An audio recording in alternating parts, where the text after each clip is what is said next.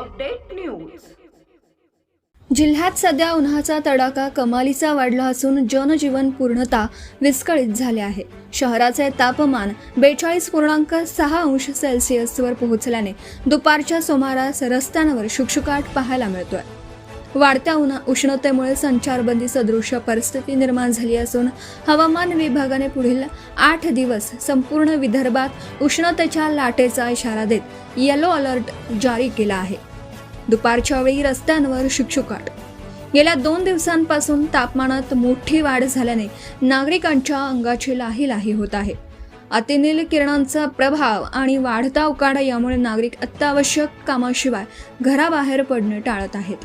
वाढत्या उन्हामुळे जिल्हाधिकाऱ्यांनी नागरिकांना सतर्क राहण्याचे आणि आरोग्याची काळजी घेण्याचं आवाहन केलं आहे। विदर्भातील प्रमुख शहरांची स्थिती। केवळ यवतमाळच नव्हे तर संपूर्ण विदर्भात सूर्याचा प्रकोप पाहायला मिळत आहे। विविध शहरातील तापमानाची नोंद खालीलप्रमाणे आहे। शहर आणि तापमान।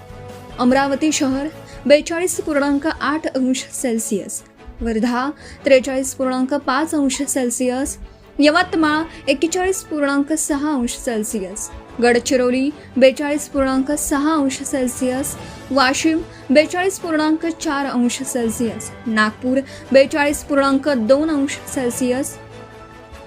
हवामान विभागाच्या अंदाजानुसार पुढील 2 दिवस तापमानाचा पारा आणखी वाढण्याची शक्यता आहे।